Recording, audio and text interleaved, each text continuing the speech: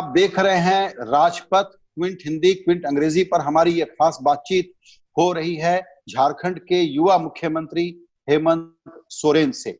झारखंड में अभी तक कोरोना के मामलों की संख्या तो कम है, लेकिन जैसे ही माइग्रेंट वर्कर्स का जाना पूरे देश में शुरू हुआ है, तो जो राज्य बचे हुए थे वहां पर भी अब ये तादाद तेजी से बढ़ रही है। मैंने नोटिस किया है कि हेमंत सोरेन जब से ये बात सामने आई तब से अपने राज्य में तैयारी में लगे हुए थे। इसीलिए जायजा लेना जरूरी है कि एक झारखंड जैसे सुंदर राज्य, अमीर राज्य, लेकिन पिछड़े राज्य में इस वक्त क्या हालत है। हेमंत जी, आपने हमारे लिए वक्त निकाला, बहुत शुक्रिया आपका। सबसे पहले तो हम यही जानना चाहेंगे कि कोरोना केसेस का हाल इस वक्त झारखंड में क्या है। धन्यवाद संजय जी। पहले तो हम आपको बता दें, आपने एक बड़ी बात कही। मैं उस बात को हमेशा सोचता रहता हूँ, सोते जागते भी। अमीर राज्य भी है, पिछड़ा राज्य भी है, और ये दोनों शब्द आपस में बहुत टकराव की स्थिति पैदा करते हैं। मैं बहुत परेशान रहता हूँ इससे कि अमीर होते हुए भी हम गरीब क्यों हैं।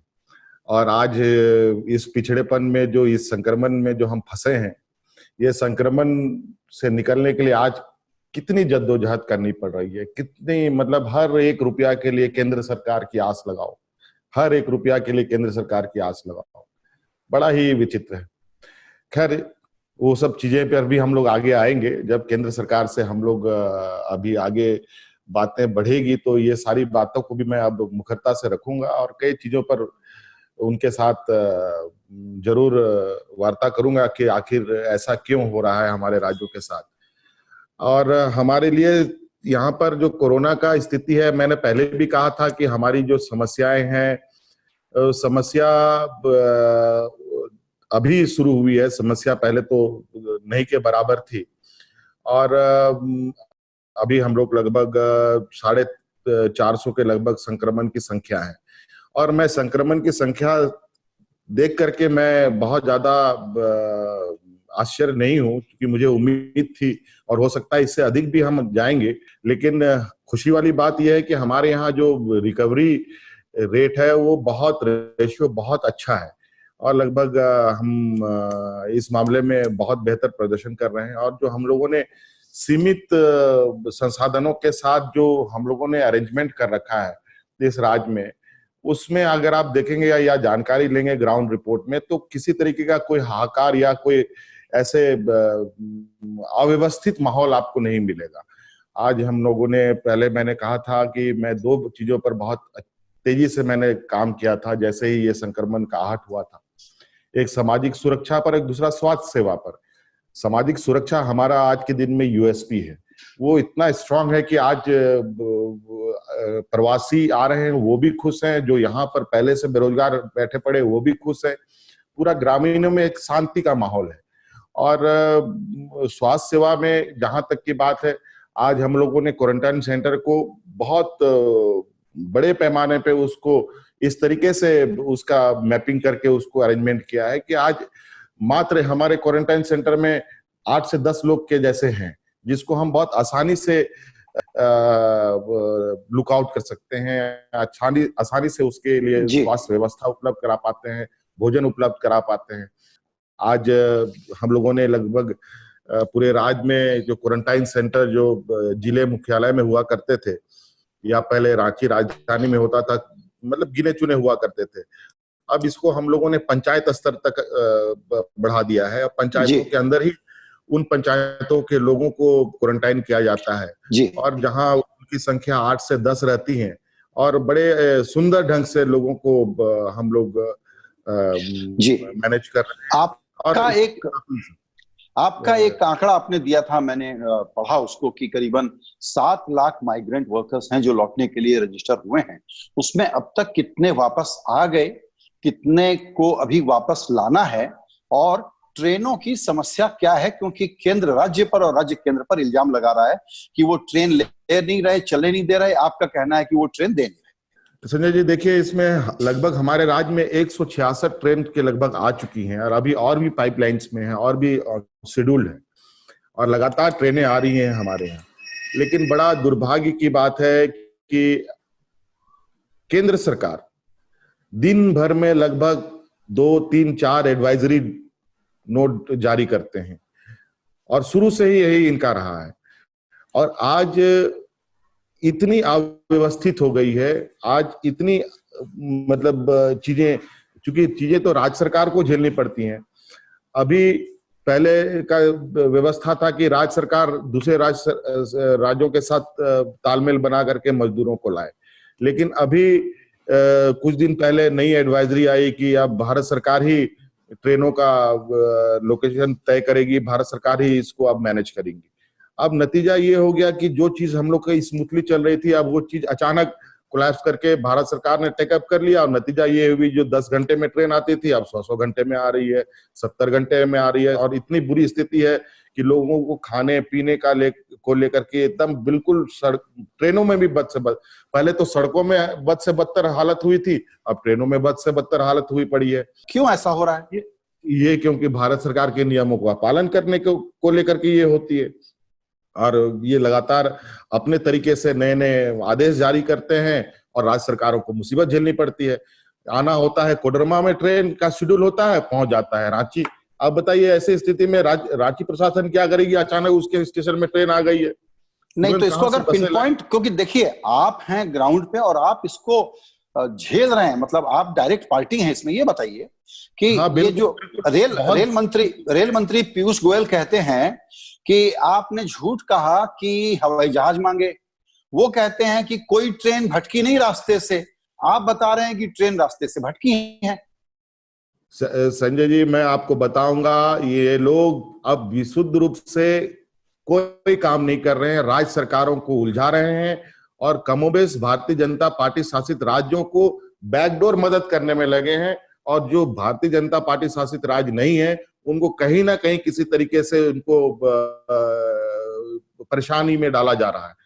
और मेरा भारत सरकार को निवेदन किया गया 2 पत्र, हमारे मुख्य सचिव के अलावा मैंने खुद पत्र भेजा है, रिमाइंडर लेटर भी भेजा है, जो हमारे वेबसाइट में उपलब्ध हुई है कि मैंने कब भेजा है। कोई संज्ञान नहीं ली गई। अंडमान निकोबार में, हमारे लद्दाख में लोग फंसे हैं, और सब दुमका के ही लोग फंसे पड़े हैं। और आज तो मैं अब वो निर्णय लेने जा रहा हूं। मैंने पहले भी इस देश में सबसे पहले मजदूरों को लाने का जो वकालत मैंने ही किया था। मैंने ही बोला कि हमें अपने प्रवासी मजदूरों को लाने दिया जाए, नहीं तो मैं कोई और रास्ता अपनाने के लिए मजबूर हूं, क्योंकि सामाजिक हमारी दबाव हम पर बहुत ज्यादा उस समय हो रहा था। और आनंद फानन में ये परमिशन मिला, और बहुत स्मूथ से लोग आ भी रहे थे, जिनको हम बहुत तरीके से पहचान करके गांव में छोड़ रहे थे, क्वारंटाइन में रख रहे थे। हमारे पास बहुत बढ़िया अरेंजमेंट बना हुआ। और अभी जिस तरीके से इन लोगों ने, कभी ट्रेन जानी है यहाँ उतरती है वहां, तो ऐसी स्थिति में हमें हर चीज मैनेज करने में बहुत कठिनाइयां होती है। और आज तो जो जहां ट्रेनें नहीं जा सकती हैं, ट्रेनों से नहीं लाया जा सकता है, अब राज्य सरकार उनको, चूंकि अब भारत सरकार ने नहीं कहते हुए भी उन्होंने हवाई जहाज और ट्रेनों चलाने का निर्णय ले लिया है। हवाई जहाज को तो उन्होंने प्रारंभ कर भी दिया है। अब मैं सर्विस प्लेन से उन मजदूरों को लाने जा रहा हूँ। आज मैं खुद ही इस विषय पे सारे डाटा मेरे पास बकायदा नाम के साथ, जगह के साथ, फोटो के साथ, किन हालातों के साथ है, उसकी पूरी हमारे पास, हम लोगों ने भी कंट्रोल रूम खोल रखे हैं। ऐसी नहीं जानकारी नहीं है कि हमारे पास कंट्रोल रूम नहीं है। और बड़ा आश्चर्य होगा आपको सुनकर, जैसे अभी दिल्ली से हमें खबर आती है कि मजदूर ही नहीं मिल रहे हैं झारखंड जाने के लिए, ट्रेनें खाली जा रही है। और आपको पता होगा कि राजधानी के स्टेशन में कितनी मार हो रही है मजदूरों को जाने के लिए, ये पता नहीं। और हमारे डाटा में लोग अभी भी बड़े पैमाने पर राज्य में है, राज्य के बाहर है। और मुझे जहां तक से आंकड़ा है, 166 ट्रेनें, हमारी श्रमिक ट्रेनें आई हैं, और उसमें लगभग हम लोग को 1200-1500 मजदूर आते हैं एक में। तो आप अंदाजा लगा सकते हैं 7 लाख हमारे प्रवासी मजदूर हैं, और 150 ट्रेन में कितने आ सकते हैं। अभी हमारे यहाँ बड़े पैमाने पर तेलंगाना में लोग फंसे हैं, सूरत में फंसे हैं, महाराष्ट्र में फंसे हैं, दिल्ली में फंसे हैं, असम में फंसे हैं, पूरे देश के विभिन्न राज्यों में फंसे हैं।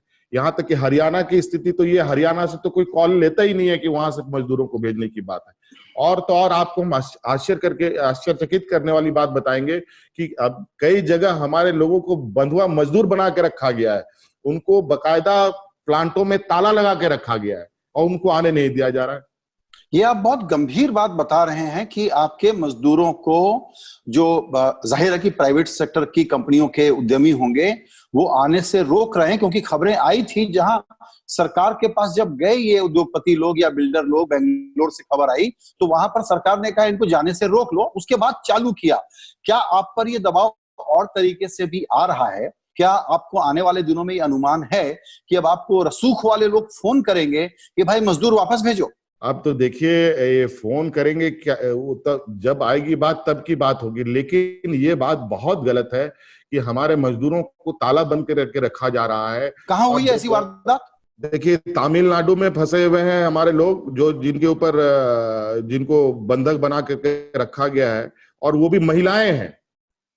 सबसे बड़ी बात तो ये महिलाएं हैं, सबसे अधिक 150 के लगभग लोग हैं, 140 बच्चियां हैं। तो ये तो साफ है, इससे तो मैं रिलेट कर सकता हूं, क्योंकि हमारे दिल्ली मुंबई शहरों में झारखंड, उड़ीसा और छत्तीसगढ़ की महिलाएं आकर के घर का काम करती हैं, वही लोग होंगी ये। मैं आपको एक जिले का है, कोई गारमेंट फैक्ट्री में काम करते हैं, इरोड़ जिला है कोई, जी, तमिलनाडु में। इरोड़ जिला है स्थित कोई कंपनी है, जय जय mills India limited, private limited, garment factory है, ये क्रॉस रोड है। जी, जैसा आपने हेमंत जी बताया कि तमिलनाडु से ऐसी शिकायतें आई हैं कि लोगों को रोक के रख लिया गया है।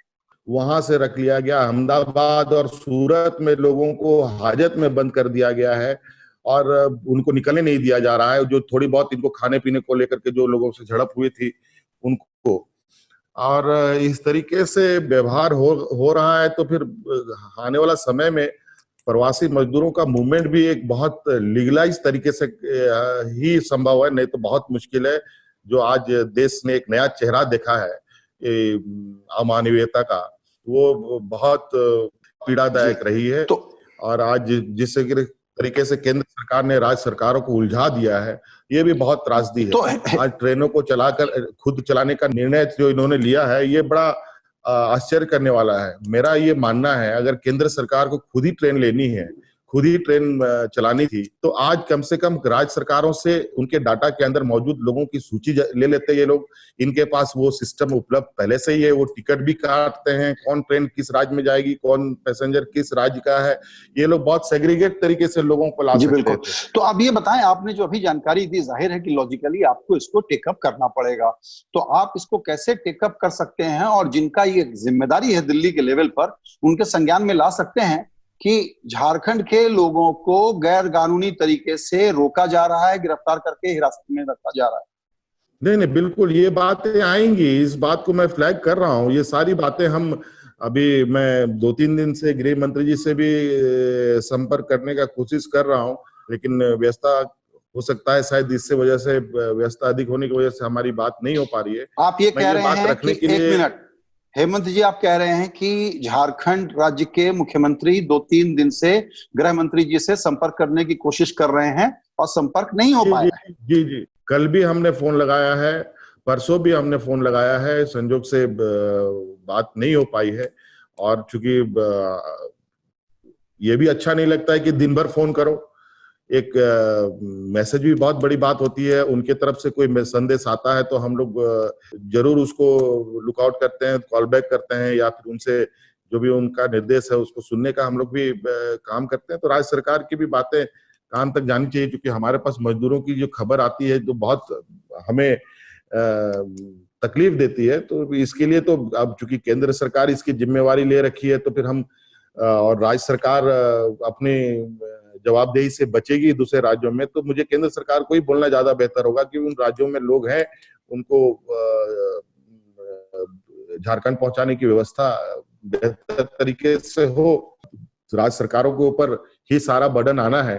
तो अभी जब तक मजदूर नहीं आती है तब तक तो हम लोग इस बर्डन को हम लोग उठाएंगे, और सुरक्षित लाने का हमारी पहली प्राथमिकता है, और उनको लाएंगे। बिल्कुल। बहुत अच्छी राहत की बात है कि अभी वहां केसेस नहीं बढ़े हैं। ऊपर वाला ना करे कि केसेस वहां ज्यादा बढ़े, लेकिन अगर ऐसा होता है तो तैयारी, साधन, डॉक्टर, स्वास्थ्य सेवाओं के लेवल पर आप कितने पर्याप्त हैं या उसमें कमी है? और सबसे बड़ा सवाल कि आपकी आर्थिक परिस्थिति कैसी है? केंद्र से आपको जो पैसा और सहायता चाहिए वो कैसे मिल रहा है आपको? देखिए, आर्थिक की स्थिति तो हमारी पूरी, मतलब जो झारखंड के बारे में बताने की आवश्यकता नहीं है। और जब से जीएसटी इम्पोज हुआ है तो हमारी आर्थिक स्थिति की जो रीढ़ की हड्डी हुआ करती है वो तो पहले ही निकाल ली गई है। और आज राज्य सरकार के पास अपना संसाधन जुटाने का लगभग नहीं के बराबर व्यवस्थाएं हैं। हम अब कोई भी धन संग्रह करने की स्थिति पर नहीं है। हम तो ये भी केंद्र सरकार से मांग कर रहे हैं कि आज ये बात सही है, आप लोग भी काफी इस पर रिसर्च कर रहे हैं कि देश की आर्थिक स्थिति खराब है। देश की आर्थिक स्थिति खराब है मतलब राज्यों की भी आर्थिक स्थिति खराब है। जब पूरा देश का आर्थिक स्थिति खराब है तो क्यों नहीं पूरा देश का लोग मिलकर के अर्थव्यवस्था को ठीक करे। आज जिम्मेवारी अर्थव्यवस्था को ठीक करने का केंद्र ही अकेले क्यों लड़े, राज्य सरकार भी लड़े। तो राज्य सरकार को उतनी आप इंपावर करेंगे तब तो आप राज्य सरकार को इसकी जिम्मेवारी दे दें कि आप लोग भी अपना धन संग्रह करने का कार्य करें। जिस तरीके से पुराने व्यवस्थाएं में हुआ करती थी, सभी राज्य सरकार अपनी व्यवस्थाएं, अपनी संसाधनें जुटाती थी। तो आज हम ये भी मैंने प्रधानमंत्री जी के समक्ष भी रिक्वेस्ट किया है कि कम से कम हमें धन संग्रह करने का अधिकार कुछ हमें दिया जाए ताकि हम अपने राज्य में भी आर्थिक व्यवस्था को सुधार सकें। लेकिन अभी तक ऐसा कोई उस विषय पर कोई चर्चा हुई नहीं है। अब जब टेबल टॉक होगा तब ये बातें जरूर हम लोग इसको रखेंगे, ये हमारे लिस्ट में है, डिस्कशन पॉइंट में। और जहां तक स्वास्थ्य सेवा की बात है, आपको मालूम है कि ये देखिए इस संक्रमण का कोई इलाज नहीं, इसमें डॉक्टरों का बहुत बड़ा भूमिका नहीं के बराबर है। इसमें सबसे बड़ी भूमिका है नर्सिंग का। अब जो हम लोगों ने यहाँ पर स्वास्थ्य को एस्टेब्लिश किया है, ये बहुत ही हमारा जो एक यूएसपी रहा है, जो सामुदायिक किचन चल रहे हैं हमारे राज्यों में। और आपको सुनकर बहुत खुशी होगी कि हमारे राज्य में कोई प्रवासी पैदल सड़कों पर नहीं चलता है। आज के दिन में हाईवे में जो अपने माइग्रेंट लोग हैं, ये लोग कोई पैदल नहीं चलते हुए दिखाई देंगे, क्योंकि हर हाईवेज में आज हमारे हर 20 किलोमीटर में सामुदायिक किचन चल रहे हैं 24 घंटे। यहाँ तक कि पुलिस भी वहां पर किचन चला रही है और लोग कोई भूखा नहीं। आज गांव में या शहरों में भी किसी भी तरीके का कोई हाहाकार नहीं। आज क्वारंटाइन सेंटर को भी हम लोगों ने जिला मुख्यालय में जो बहुत बड़ी तादाद, आज लगभग 1.5 लाख लोग, हमारे 1.5 लाख से अधिक लोग हमारे सरकारी क्वारंटाइन में हैं। और इनको हम लोगों ने अब पंचायत स्तर में इसको फैला रखा। और पंचायत स्तर में फैलाने का फायदा ये हुआ कि लगभग एक सेंटर में हमारे यहाँ 5, 7, 8, 10 लोग हैं मैक्सिमम। और 5, 7, 8, 10 लोगों को मॉनिटरिंग करना कितना इजी हो सकता है आप अंदाजा लगा सकते हैं। नहीं तो एक साथ 1 लाख लोगों को रखना और उसको एक साथ 3 टाइम खाना खिलाना, किसी सरकार की इतनी व्यवस्था हो पाएगी, मुझे उम्मीद कम है। गांव के ही लोग उनके लिए सामुदायिक किचन बना करके उनको खाना उपलब्ध कराते हैं जी। तो आज जो और हमारे पास जो आज के दिन में है, गांव में कोई संक्रमित जो पहले के लोग हैं वो कोई संक्रमित नहीं है। जो प्रवासी आ रहे हैं वही संक्रमित हैं और वो बड़े तेजी से अब रिकवर भी कर रहे हैं। और रिकवर करने के साथ साथ हम लोगों ने तो पहले ही एक कार्य योजना ग्रामीण क्षेत्रों में शुरू कर रखा था और जैसे ही ये लोग इस संक्रमण से बाहर निकलते हैं तुरंत उनको रोजगार गांव में उपलब्ध हो रहे हैं। हमने तो कल परसों मुझे किसी मीडिया चैनल वाले ने ही कहा कि भाई हम लोग गांव में गए थे, कुछ गांव में थोड़ा सा हालचाल देखने, तो वहां तो बहुत लोग खुश हैं कि भाई हमको उम्मीद नहीं था कि हम बाहर से आने के बाद इतनी जल्दी हमें यहाँ रोजगार मिलेगी। जी, तो उन्होंने ये अच्छी बात है।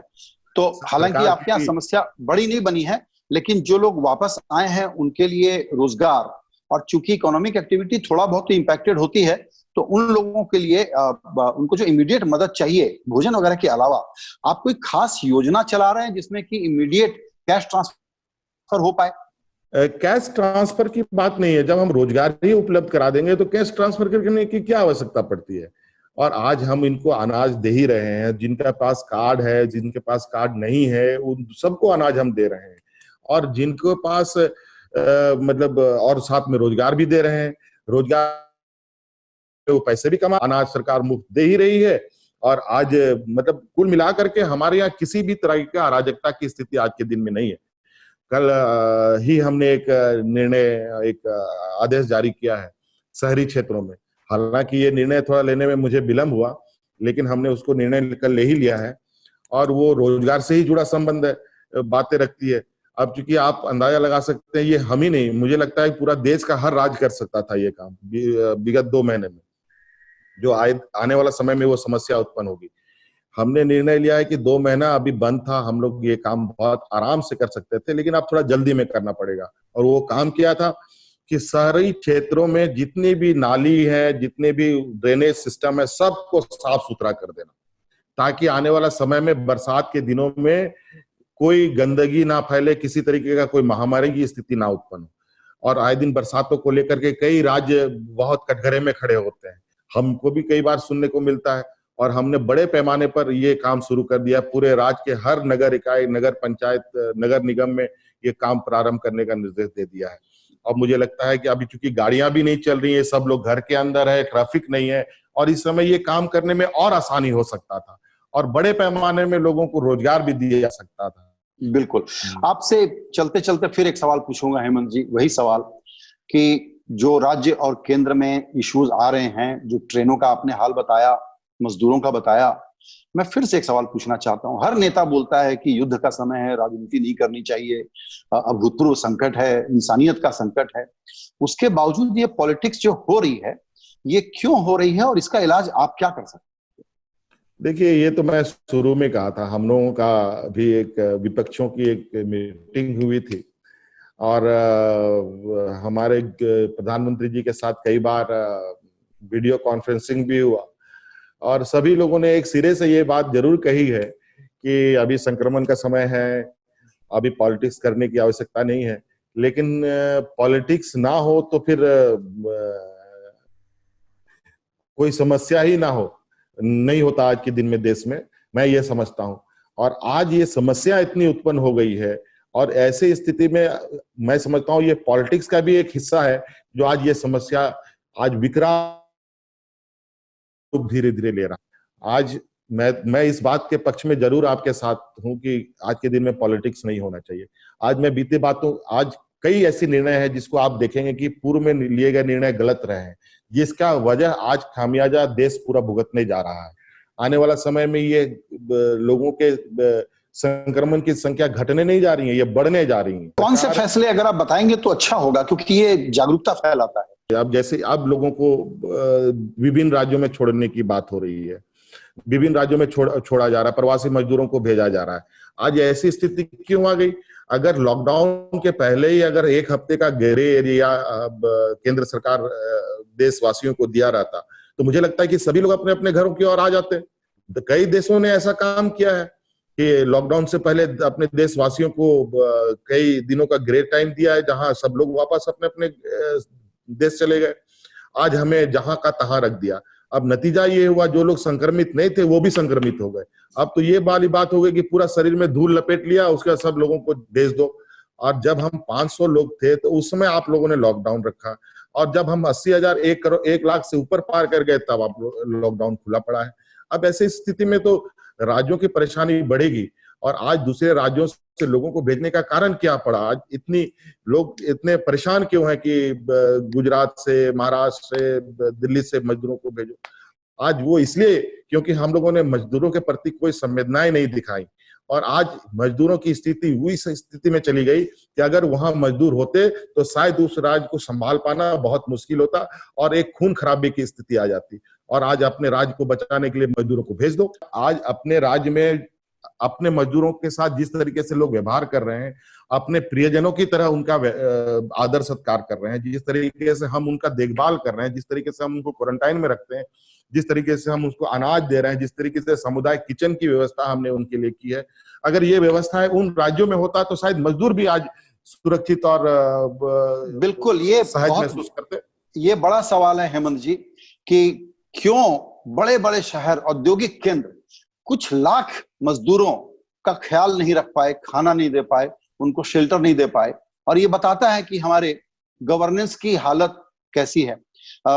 आपसे बहुत अच्छी बातचीत हुई हेमंत जी। आपके लिए मैं यही शुभकामना करना चाहता हूं कि आप बहुत जम करके और दम लगा करके काम करें, और ये जो मिस गवर्नेंस का वायरस है, मिस गवर्नेंस का और खराब पॉलिटिक्स का जो वायरस है, ये आपको ना पकड़ पाए कभी। बहुत हम लोग इसमें सुरक्षित हैं, हम लोग नीचे से उठे हुए लोग हैं, और हम लोगों को पता है, खासकर ये राज्य आदिवासी, दलित, अल्पसंख्यक बहुल राज्य है, और इन वर्गों को संरक्षण कितनी मिली है, संविधान में तो संरक्षण मिला है, लेकिन हकीकत में कितनी मिली है वो आज दिख रहा है। आजादी के बाद पहली बार कि आज सड़कों पर लोग, बच्चे जन्म ले रहे हैं और बच्चे मर भी रहे हैं, ट्रेनों में लोग मर रहे हैं, पटरियों में मर रहे हैं।